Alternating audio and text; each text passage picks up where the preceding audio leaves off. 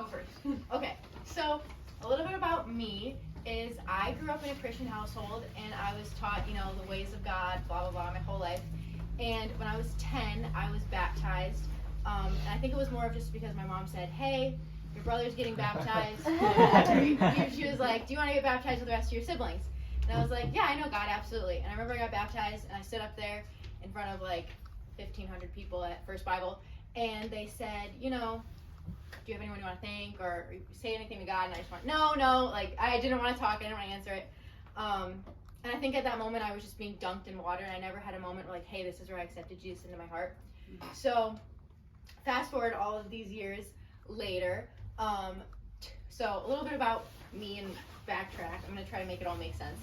I have a condition called CRPS, which is nerve damage in the left leg of my body. And quick thing about that, it's nicknamed the suicide disease because it's one of the most painful diseases that you can have. There's no cure, there's no anything, and it's nicknamed that because a lot of people who have it end up killing themselves from the pain because it's incurable and there's nothing you can do.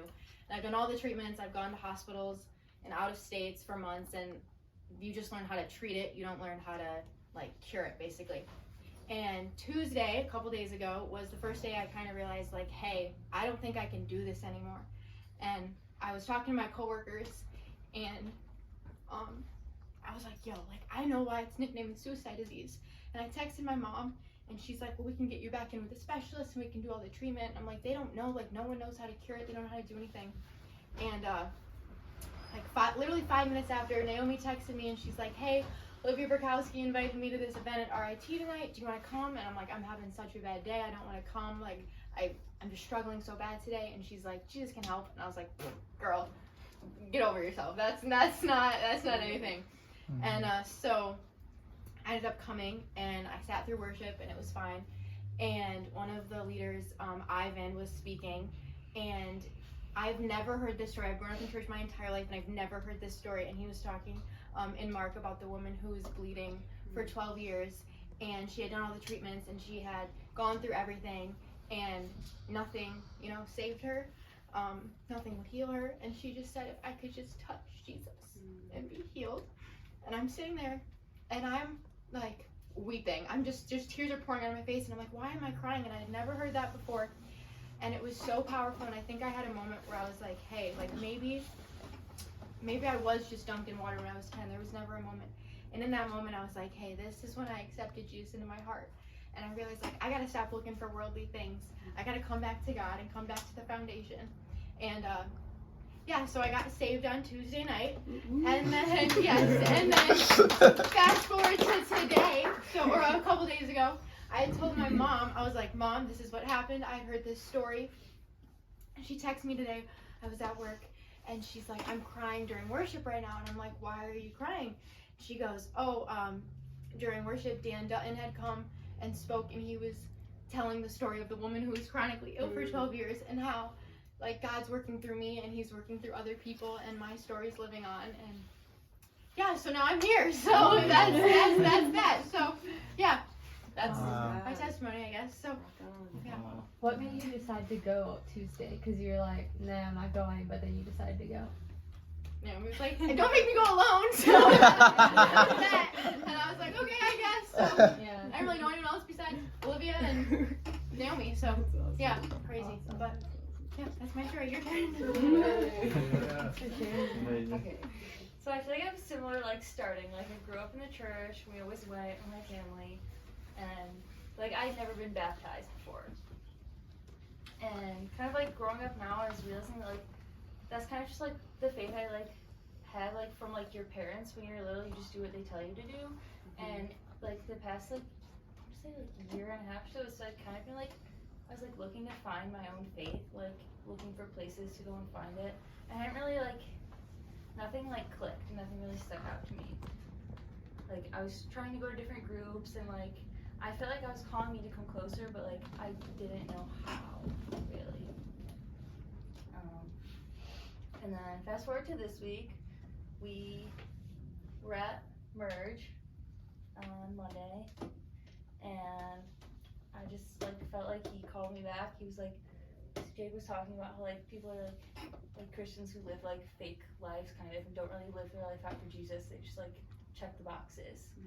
And I kind of felt like God spoke to me in that moment and was like, hey, you're living a fake life. And that's kind of when I decided, it's like, yeah, Jesus. So that's kind of when I got saved. And I was like, wow, this is the thing. And I didn't know, we were at Mercy together, I didn't know that she got saved on Monday. She just was kind of like, yeah, Jesus is great. I'm like, yeah, like, cool. And then Tuesday night, we were in the car, we were eating Taco Bell at, like, after the event at, like, 11 something at night. And I was like, yeah, I got saved tonight. And she's like, yeah, I got saved last night. I'm like, you didn't tell me. And then she's like, haha, I've known Jesus longer than you. I'm like, you didn't say anything? Well, that's really not good words. Yeah, the vibes are vibing. So, yeah. That's so awesome. Cool beans. Praise God. Thanks Rock for on. sharing. It feels like such a God-ordained friendship between the two of you, and just how God has like really used both of you in each other's lives. And like today, you're choosing to get baptized. You're doing it together, and this is something that you will remember forever. And I feel like the Lord's saying like this is really just the beginning, and you from the moment of salvation onward, like you know that you never have to do it alone. You never have to go it alone. Like look around the room. There's all these people that are supporting you, that love you, they're rooting for you, cheering you on, in your corner, championing you, ready to like encourage you as you go out together and go and make more disciples who make more disciples, right? And it's like He's given you each other. It's such a gift that you have each other. you're like, just what are the odds, like, in the same Yeah. Also, something that happened here on Wednesday night that we were telling people, and no one really thought it was that crazy. It was crazy to us. We've been best friends for like 2 years. We don't do physical contact. Like, we don't hug each other. We barely get a high five in. We were both so overwhelmed by the Holy Spirit that we like hugged each other, like a embraceful hug, and we were crying, and everyone was like, yo, they're literally just hugging. I'm like, you don't understand. Something, Jesus was like, yo, you guys have to hug each other right now. I just thought that was crazy. But, That's awesome. Yeah. That's so cool. So, one thing I love hearing too is how is Olivia today different than Olivia 1 week ago? Mm-hmm. I feel like I have a happiness and a joy and a peace, like overwhelming peace in my heart. And Wednesday I was here and I was talking to one of the girls from Circuit Riders, Monique, and she's like, just listen to what God is saying to you right now. And all I could hear was just the word peace. And I was like, I just feel like, that's all I can explain. I just had this overwhelming joy and peace. And I've had, like, even my coworker Avery at work today, she was like, I can see something different in you. Like, you seem different. And my boss yesterday, he was like, you seem different. Like, is everything okay with you? And I was like, I don't know. Like, it's literally just God. And, yeah, I guess that's... Yeah. How about Naomi? Naomi. I just feel like a sense of happiness, like that I don't like we haven't had before. You know, It's like an overwhelming joy. Mhm. yes. You feel. That's just crazy. Yeah. It's like something stuck out to me on Wednesday. I think it was Wednesday. They were talking about how like Jesus didn't just come back from the grave. He didn't just like rise. He defeated death. Death could not hold him. And I was like, that's so crazy. And that like we're walking with him and like we're getting baptized like it's like almost like death can't touch us because we're like one with him. Mhm. It's like that's Yeah. so crazy. Yeah, join him in his death already, so Yeah. it's over for you. Yeah. And that. Yeah. It's like imagine like death just isn't real. It's Like, like, it's just... what a concept. like, Yeah. So, Awesome.